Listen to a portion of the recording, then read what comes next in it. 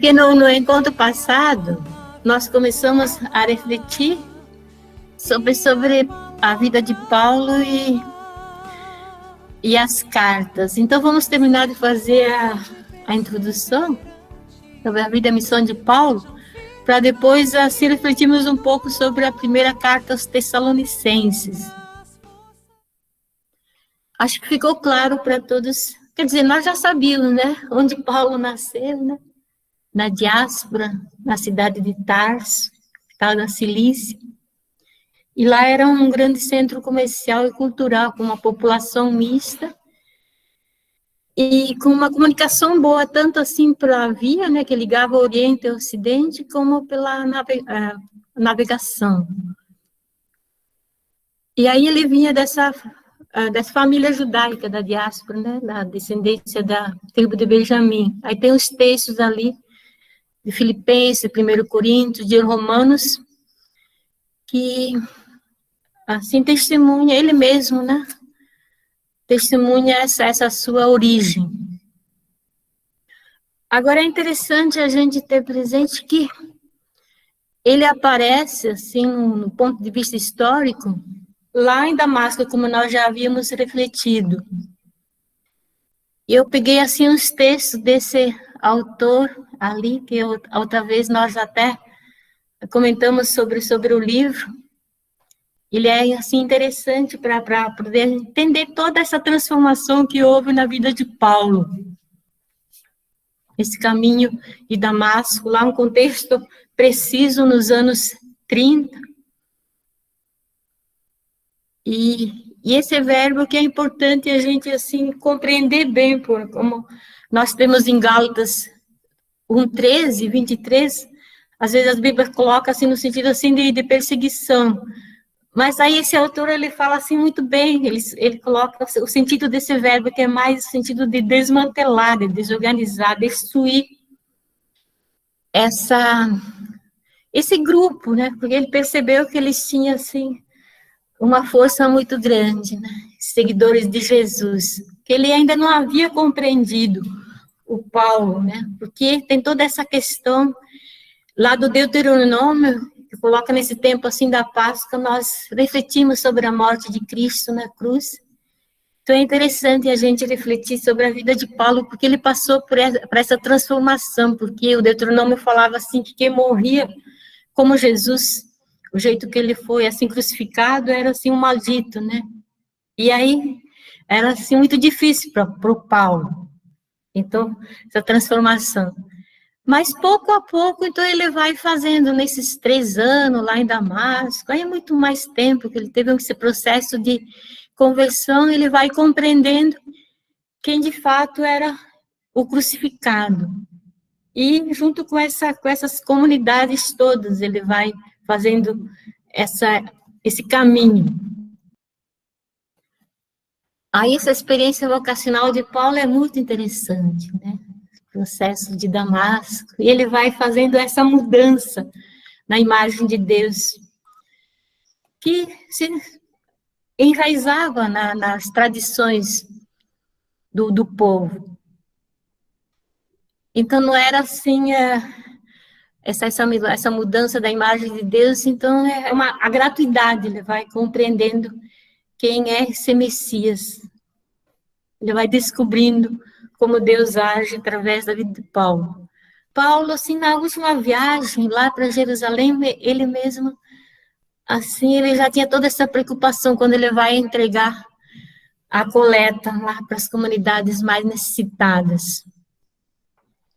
E ele acaba sendo preso ali em Cesareia Marítima. Provavelmente ele ficou uns 2 anos preso, e depois ele apela para Roma e ele vai ser enviado como prisioneiro lá. E ele permanece, porque depois disso nós não temos cartas autênticas, aí não temos mais testemunhas dele mesmo, mas temos assim toda a tradição que fala que ele sofreu o martírio lá em Roma. Tem até ali a prisão domiciliar, né? Mas aí tem a tradição que fala também do cárcere mamertino. Até peguei umas fotos da internet, E ali, segundo a tradição, Pedro e Paulo, ficaram presos, tantos, assim como tantos outros. Aí tem umas fotos, mas tem muito mais fotos, né? E tem a primeira carta de Clemente, Clemente Romano. Provavelmente esse Clemente, talvez ele tenha até sido colaborador de Paulo. Lá em Filipenses fala de um Clemente, lá no capítulo 4. E aí essa carta, então, ela foi enviada para a comunidade de Corinto, e fala do testemunho de Pedro e de Paulo. É assim interessante isso, né? Fala assim, Pedro e Paulo deram testemunho, isto é, morreram como mártires. Pedro foi para o lugar glorioso que lhe competia. Paulo, arauto tanto no Oriente como no Ocidente, ensinou a justiça no mundo e quando alcançou os limites do Ocidente, deixou este mundo e foi recebido no santo lugar. Então, aí é o testemunho, assim, do martírio dele, porque esses apóstolos, assim como tantos outros cristãos e cristãs, eles foram martirizados lá nesse período de Nero. Ali, Nero, então, ele governou durante 54 a 68. Aí, Paulo, dizem que no ano 67, outros falam 64, deve ter sido entre 64 a 67, que ele sofreu o martírio. E Pedro também. Aí nós sempre celebramos o martírio desses dois grandes apóstolos, colunas da igreja. Mas teve muitos cristãos que foram, assim, que sofreram também junto com eles. E aí tem, conforme a tradição, depois, né, de acordo com as tradições posteriores, aí Paulo teria sido decapitado. E aí tem toda essa questão lá da igreja das três fontes. Ao ser decapitado, sua cabeça quicou 3 vezes e fontes choraram milagrosamente em cada um dos lugares onde ele bateu no chão. A crucificação não era permitida para quem tinha cidadania romana. E Pedro teria sido crucificado de cabeça para baixo para não se comparar com Jesus. Aí tem a basílica fora do... Então, a igreja ali das três fontes, e tem a basílica também no interior da igreja. Aí a coluna onde Paulo sofreu o martírio, né? Aqui todo esse testemunho. E esse caminho onde muitas pessoas deram a vida. Assim como a Ivete estava falando, as pessoas que estão sendo... Que hoje em dia, aqui perto de nós também, elas estão indo embora antes da hora por falta de cuidados todos, uma porção de questões ali. Na época também, muitas pessoas, elas sofreram o martírio junto com Jesus, tantos outros. Então, é um texto muito profundo, esse tempo eu achei interessante a gente refletir um pouco sobre essa vida doada de Paulo, junto com tantas outras pessoas também.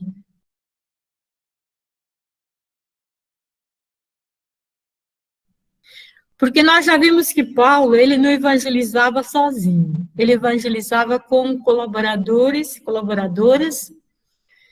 e ele tinha uma estratégia de evangelização. Nesses grandes centros do Império Romano, onde já tinha a facilidade de portos, de estradas, por exemplo, Filipos, Tessalônica, Galácia, Corinto, Éfeso, foram grandes centros que ele, assim, optou para evangelizar junto com outras pessoas, e aí eles formavam lideranças nessas comunidades, para que continuasse ali no entorno, assim, espalhasse mais, fosse além disso. E ele trabalhava com as próprias mãos, isso é muito importante, né? Tem as referências ali de Corinto, de 1 Tessalonicenses, mas também ele recebia ajuda solidária, né? Sobretudo da comunidade de Filipos, para poder se dedicar mais, assim, à evangelização. E ele mesmo testemunha suas lutas, sofrimentos, tribulações ao longo do caminho. E as cartas, então, são muito mais do que essas 13 que nós falávamos. De Romanos a Filemão, né? Porque Hebreu já não faz parte desse grupo atualmente. Mas outras cartas se perderam, e umas pode ser que elas sejam, assim, compostas de vários momentos, por exemplo, 2 Coríntios, Filipenses talvez também seja composta de mais de uma carta. Então, é uma riqueza, o apóstolo Paulo, as cartas paulinas. Ele marcou muito a vida das comunidades. E as cartas, então, a gente vê as referências que eram, ele, assim como no início, no final, a mesma coisa. Tinha pessoas que colaboravam junto com ele. Aí eu coloquei aqui aquilo que nós comentávamos no encontro passado, dessa questão que há um certo consenso das cartas originais ou autênticas, escritas entre os anos 50 e 60 depois de Cristo. Aí seria a 1 Tessalonicense, Gálatas, 1 Coríntios, 2 Coríntios, Filipenses, Filemão e Romanos.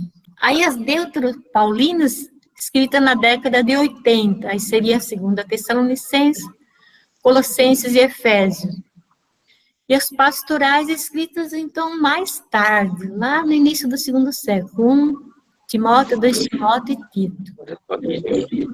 E a carta aos Hebreus, já então ela fica fora dessa classificação, porque, então, um consenso unânime, já não é considerada representante da tradição paulina, apesar, assim, dessa nota de caráter biográfico, como ela é concluída, e tem uma referência a Timóteo ali, como esse colaborador de Paulo. Aí, esse ano, em setembro, a reflexão da CNBB vai ser sobre a carta aos Gálatas. Certamente, eles vão publicar muito material sobre as cartas paulinas. Vamos ficar de olho que vai sair muita coisa boa, né? Muito aprofundamento. A primeira deve ter sido, estudiosos falam, deve ter sido 1 Tessalonicense e a última Romano. Aí as outras, às vezes, tem gente que fala Gálatas, tem outros que falam Coríntios, tem outros que falam Filipenses, né? Mas todas escritas nessa década de 50. Agora, é interessante esse autor ali que ele fala que há indícios que apontam para possibilidades de que Paulo tenha contado com que suas cartas fossem lidas no contexto da ceia do Senhor. Então, essa questão da liturgia foi fundamental para conservar os textos bíblicos, assim como outros textos, as cartas paulinas. A gente percebe isso, ali tem a referência à ceia do Senhor, 1 Coríntios 11, 17 a 34, e as formas inicial e conclusiva, né, que nós lembramos das nossas celebrações. Graça do Senhor, Jesus Cristo, esteja convosco. A graça e a paz esteja convosco. Então, são, assim, referências litúrgicas. Então, certamente, essas cartas foram usadas nas celebrações. Aí ele fala assim, muitos membros das comunidades o tinham, então tinha Paulo como um apóstolo com autoridade. Aí a morte, esse grande apóstolo, significou para eles, como para os colaboradores mais íntimos, uma perda insubstituível. O que estava dele, além de suas comunidades, era sua memória em forma de cartas às comunidades. Mostra-se plausível pensar que tudo isso contribuiu para o afã por conservar essas cartas como se fossem seu testamento, sua herança à igreja, eclésia, sua forma de manter viva sua memória.